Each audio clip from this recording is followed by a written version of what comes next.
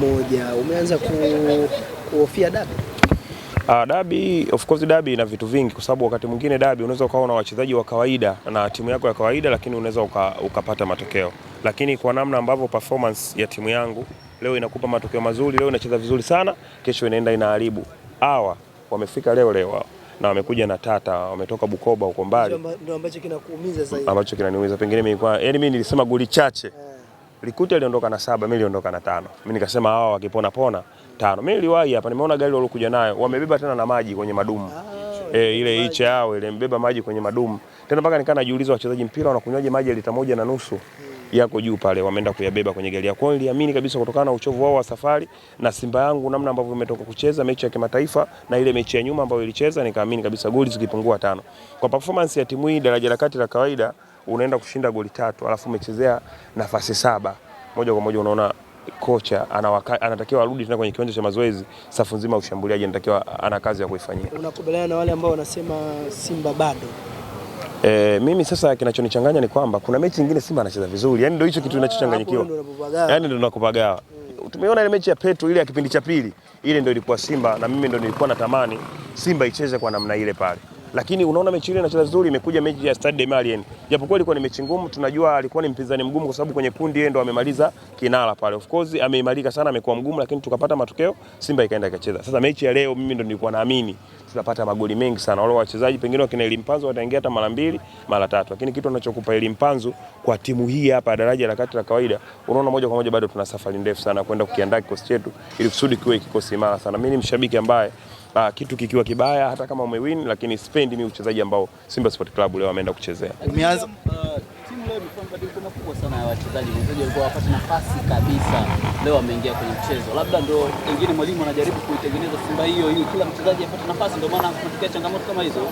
Pengine, lakini hata wachezaji ambao wako kwenye benchi la ufundi la Simba brother, huwezi kufanisha na Greenland. Daraja la Greenland ni ndogo, daraja la Simba kaka ni kubwa mno.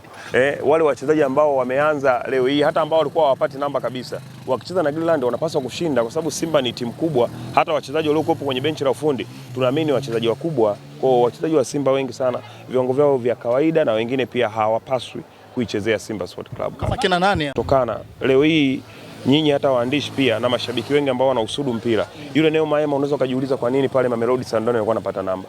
Na kwenye unapata mashaka. Yaani unapata mashaka. Sijui pengine tunashindwa kuvitunza viwango vya wachezaji wetu kwa maana kwamba wakija Simba Sport Club, tumwangalie YouTube mtoto ambaye ametoka Mtibwa au nani Lada Kichasambi. Alitoka Mtibwa moto, alivyokuja Simba mwanzo amekiwasha. Sasa hivi kijana anapotea pale.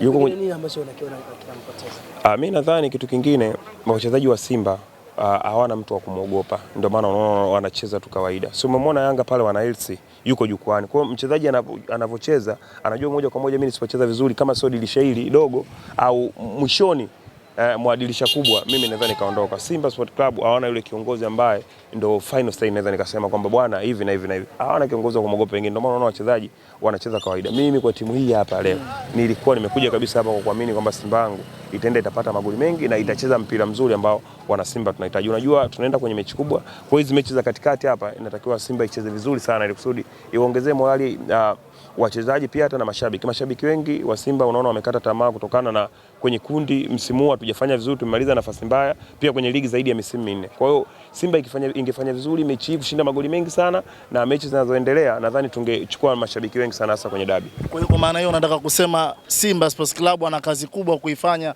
mbele ya Young Africans siku ya tarehe 1. Kama nilivyokuambia kwenye dabi ina maajabu yake, lakini lazima tuweke vizuri kwa sababu tunaona Yanga pia na Yanga wana hasira kubwa sana kwa sababu umeona wametoka kwenye mashindano haya na alama nyingi na sisi ambao tulikuwa na alama chache wote tumetoka. Kwa hiyo nadhani nguvu zao kubwa na wao wanahitaji wamfunge Simba kwa sababu nadhani Yanga alivyotoka mashabiki wa Simba tumefurahi sana kwa sababu yeye ndo alikuwa anaamini sana robo finali. Lakini watu wengi sana ambao tunausudu mpira tunajua kwamba sisi Simba ndio pengine tujilaumu sana kutoka katika hatua hii kwa sababu sisi ndio tumecheza michuano hii mara nyingi.